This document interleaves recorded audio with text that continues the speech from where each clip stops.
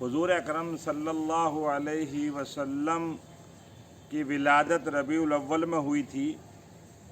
تو آپ صلی اللہ علیہ وسلم کے کمالات اور آپ کے فضائل اور آپ سے محبت کرنے کی اصل وجہ، اس کے بارے میں دوسری مجلس میں تفصیل سے بیان کریں گے انشاءاللہ۔ لیکن اس وقت میری اس مجلس کا مقصد حضور اکرم صلی اللہ علیہ وسلم کے والد محترم کے کچھ حالات بیان کرنا مقصود ہے۔ لوگ کہتے ہیں نا کہ جس درخت کو دیکھنا ہو اس کے پھل دیکھ لو، تو ایسے ہی حضور اکرم صلی اللہ علیہ وسلم کے والد محترم کے فضائل کم نہیں تھے۔ آپ صلی اللہ علیہ وسلم کے والد محترم کا نام حضرت عبداللہ تھا۔ تو جب حضرت عبداللہ اپنی والدہ محترمہ کے پیٹ میں منتقل ہوئے، یعنی جب حضرت عبداللہ کا حمل قرار پایا، تو کتاب میں لکھا ہے کہ علماء یہود جو آسمانی کتابوں کے ماہر تھے، وہ اس تلاش اور جستجو میں لگے رہتے تھے، ان نشانیوں کو بغور دیکھتے رہتے تھے جس سے نبی آخر الزماں کی آمد کا علم ہوتا تھا۔ چنانچہ ان بہت ساری علامتوں میں علماء یہود کے پاس اور آسمانی کتابوں کے ماہرین کے پاس ایک نشانی یہ بھی تھی کہ ان کے پاس حضرت یحییٰ علیہ السلام کا وہ کرتا، وہ عبا اور وہ لباس تھا جس میں حضرت یحییٰ کو قتل کیا گیا تھا۔ تو ان کا اس کی ایک نشانی یہ تھی کہ جس دن نبی آخر الزماں کے قریب آنے کی علامات ظاہر ہو جائیں گی، یعنی ان کے والد کا دنیا میں آنے کی نشانی ظاہر ہو جائیں گی، تو اس کی ایک پہچان یہ ہوگی کہ یہ جو حضرت یحییٰ کے کرتے پر خون کے سوکھے ہوئے داغ ہیں، یہ سارے خون کے داغ ہرے ہو جائیں گے، یعنی یہ خون نرم ہو کر اصلی خون معلوم ہونے لگے گا اور تازہ خون بن جائے گا۔ چنانچہ جیسے ہی حضرت عبداللہ یعنی حضور کے والد کی دنیا میں تشریف آوری ہوئی، یعنی اپنی ماں کے پیٹ میں وہ تشریف لائے، فوراً وہ کرتے کے خون ہرا ہو گیا، یعنی وہ تازہ خون ہو گیا۔ تو ان میں ہڑکمب مچ گیا، ایک دوسرے کو بتانے لگے کہ وہ آدمی جس کے پیٹ سے جس کی صلب سے نبی آخر الزماں پیدا ہوں گے، وہ دنیا میں آ چکے ہیں۔ اس کی جب چرچا ہونے لگی اور حضور اکرم صلی اللہ علیہ وسلم کے والد محترم پیدا ہوئے، اور پیدا ہونے کے بعد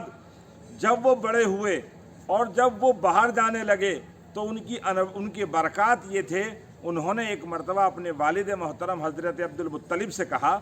کہ ابا جان، جب میں بطحا کی طرف جاتا ہوں، یعنی مکہ مکرمہ سے باہر کی طرف جاتا ہوں، تو مجھے ایسا لگتا ہے کہ میری کمر میں سے ایک نور نکلا ہے، اور وہ نور دو ٹکڑوں میں ہو گیا ہے۔ اس کی نورانیت اتنی ہے کہ مشرق و مغرب سب منور ہو گئے ہیں۔ پھر اس نور کو دیکھ کر کے آسمان کے سارے دروازے کھل جاتے ہیں، اور پھر وہ نور گولائی میں ایک بادل کی شکل اختیار کر لیتا ہے، اور پھر تھوڑی دیر کے بعد وہ بادل واپس میری کمر کے اندر واپس چلا جاتا ہے۔ تو حضور اکرم صلی اللہ علیہ وسلم کے والد محترم نے یہ بات سن کر کے کہا کہ بیٹا، اللہ تعالیٰ تیری صلب سے ایک ایسی اولاد اور ایسے فرزند کو پیدا فرمائے گا جس کی وجہ سے پوری دنیا کے اندر امن و امان قائم ہو جائے گا، اور ایک قابل اور نیک فرزند پیدا ہونے والا ہے۔ چنانچہ جب حضرت عبداللہ اپنی ماں کے پیٹ میں آئے تھے، اور جب یہودیوں کو علم ہوگا، انہوں نے جب ہی کہہ دیا تھا، اس بات کی چرچا کر دی تھی کہ ام القریٰ کی بستی میں نبی آخر الزماں کے والد محترم کی پیدائش ہو گئی ہے، اور اس کی تلاش میں وہ لگ گئے۔ چنانچہ جب حضرت عبداللہ نے یہ بات تذکرہ کیا اور والد محترم کی طرف سے بات آئی، تو ایک مرتبہ حضرت عبداللہ وہ جو ہے مکہ مکرمہ کے باہر یعنی شکار کی طرف گئے۔ اچھا، پوری دنیا میں علماء یہود میں ہلچل مچی ہوئی تھی کہ نبی آخر الزماں کے پیدائش کا وقت قریب ہے اور ان کے والد دنیا میں پیدا ہو چکے ہیں، تو بہت ساری تدبیریں حضرت عبداللہ کو ختم کرنے کی اور قتل کرنے کی سازشیں رکھی گئیں۔ ان من جملہ سازشوں میں ایک سازش یہ تھی کہ ملک شام سے یہودیوں کی 70 افراد پر مشتمل ایک جماعت حضور اکرم صلی اللہ علیہ وسلم کے والد کو قتل کرنے کے ارادے سے نکلی، اور اس کا مقصد یہ تھا کہ حضرت عبداللہ کی زندگی کو موت سے بدل دیں گے اور اس چراغ کو بجھا کر لوٹیں گے۔ چنانچہ جب انہوں نے سفر کا ارادہ کیا تو اس سفر کے دوران انہوں نے صفت الو پر اپنے سفر کو کیا، یعنی دن کو چھپ کر سوتے تھے اور رات میں سفر کرتے تھے۔ چنانچہ سفر کرتے کرتے مکہ مکرمہ آ گئے اور انہوں نے تحقیق کر لی، علامات بتا دی گئیں کہ یہ وہ شخص ہے جس کے صلب سے نبی آخری زماں پیدا ہونے والے ہیں۔ چنانچہ انہوں نے ایک موقع دیکھ کر جب حضرت عبداللہ سفر میں نکلے یعنی شکار کرنے کے لیے گئے تو ان یہودیوں نے ایک ساتھ مل کر قتل کرنے کا ارادہ کیا۔ تبھی حضرت وہب بن عبد مناف جو حضور اکرم صلی اللہ علیہ وسلم کے نانا تھے،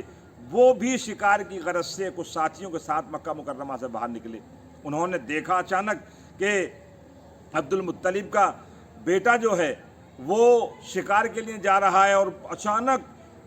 بہت سارے لوگ اسے قتل کرنے کے ارادے سے اپنے نیام سے تلواریں کھینچ لی ہیں اور تلواریں سونت لی ہیں اور اس کو قتل کرنا چاہتے ہیں۔ تو ایک غیرت تھی، ایک حمیت تھی انسانیت کی، انہوں نے ارادہ کیا کہ عبداللہ کی حفاظت کے لیے میں کوشش کروں۔ جب انہوں نے ارادہ کیا اس سے پہلے انہوں نے دیکھا کہ آسمان سے ایک مخلوق اتری ہے جس کا انسانوں کے مشابہ ہونے سے کوئی تعلق نہیں ہے، وہ ابلغ گھوڑوں پر سوار ہیں، ان کی ہاتھوں میں تلواریں ہیں۔ انہوں نے حضرت عبداللہ کے دفاع میں اس شریر اور شرار سے بھری ہوئی یہودیوں کی جماعت کو کیفر کردار تک پہنچا دیا اور حضرت عبداللہ کی حفاظت کی اور ان کو بچا لیا۔ یہ سارا منظر وہب بن عبد مناف دیکھ رہے تھے۔ وہ واپس لوٹے اور آ کر کے اپنی اہلیہ سے یعنی حضرت آمنہ کی والدہ سے یہ تفصیلات بیان کی کہ اس طرح کا ایک بچہ ہے، اس کے ساتھ میں نے اس قسم کے حالات دیکھے ہیں۔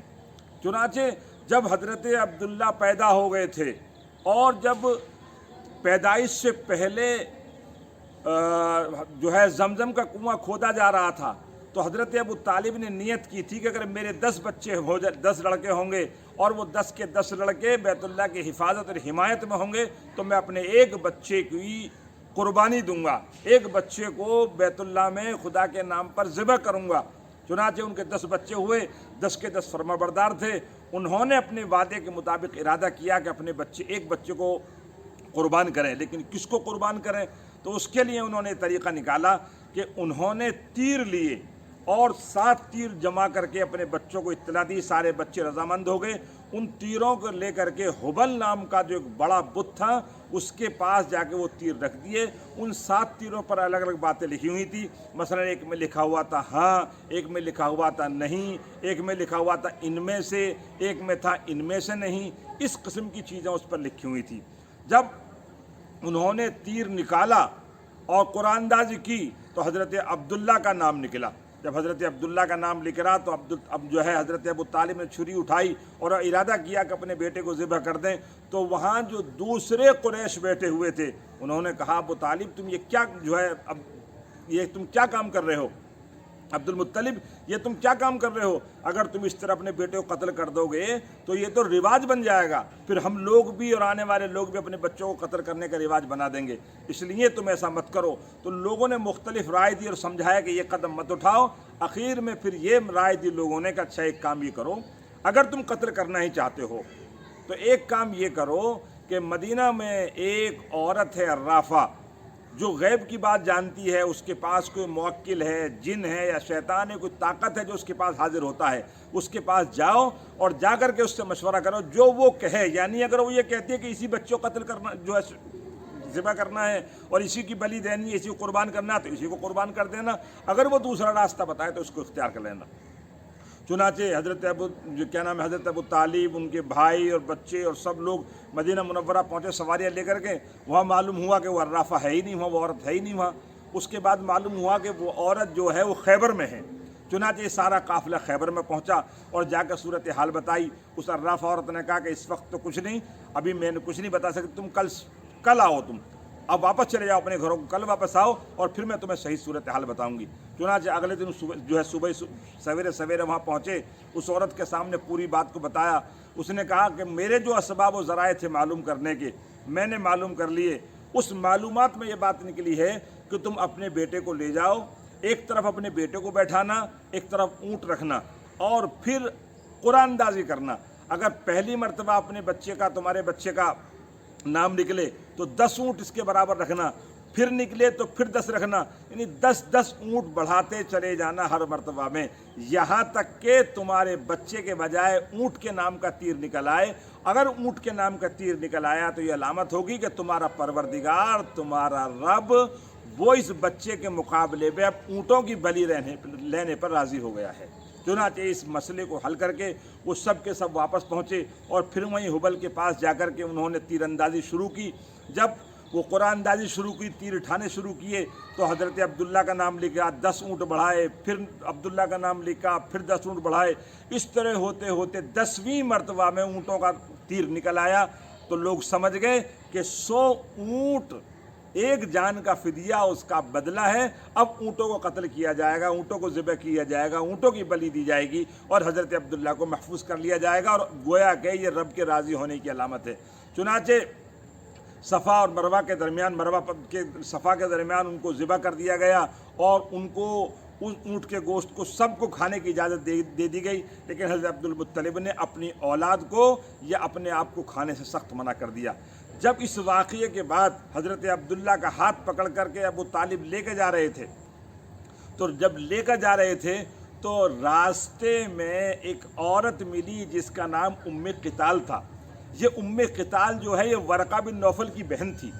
جب ام قتال نے حضرت عبداللہ کو دیکھا تو حضرت عبداللہ سے کہا، حضرت عبداللہ کے والد سے کہا کہ اس لڑکے کو مجھے دے دو۔ عبداللہ سے کہا تم مجھے مل جاؤ اور جتنے چاہے اونٹ لے لینا، اور تمہیں کرنا یہ ہے کہ تمہیں میرے ساتھ ہم بستری کرنی ہے، مباشرت کرنی ہے۔ حضرت عبداللہ نے کہا میں اپنے والد محترم کے ساتھ جا رہا ہوں، میں اپنے والد صاحب کی منشا کے خلاف بالکل کوئی کام نہیں کر سکتا، اور اس طرح کے کام سے تو موت بہتر ہے، میں ہرگز یہ کام نہیں کروں گا۔ اور حضرت کیوں کہ میں یہ کام ہرگز نہیں کروں گا، یہ خلاف ہے میرے والد صاحب کی شان کے اور ان کے منشا کے۔ چنانچہ حضرت عبداللہ چلے گئے۔ اب حضرت عبداللہ کو جو لے کر کے حضور اکرم صلی اللہ علیہ وسلم کے دادا عبد المطلب جو لے کے جا رہے تھے، وہ بنی زہرہ میں عبد مناف جو ہے عبد مناف کے پاس پہنچے، وہب بن عبد مناف یعنی حضور کے نانا کے پاس لے کر پہنچے، اور وہاں جا کر کے شادی کی بات کی۔ اصل میں ہوا یہ تھا کہ اس رشتے کو بھیجنے سے پہلے جو حضور کے دادا نے گھر میں مشورہ کیا تھا کہ عبد مناف جو ہے وہب بن عبد مناف کی لڑکی ہے آمنہ، ہمارے عبداللہ کے لیے مناسب رہے گی نہیں رہی، تو سب عورتوں نے، مردوں نے، جو جاننے والے سب نے کہا نہایت مناسب اور نہایت ہی اچھا رشتہ ہے، عبداللہ کی شادی آمنہ کے ساتھ کر دی جائے، نیک ہے، اچھی ہے، شریف ہے۔ اچھا اس کی ایک وجہ یہ بھی تھی کہ ایک مرتبہ حضرت عبد المطلب یمن کے سفر پر گئے تھے۔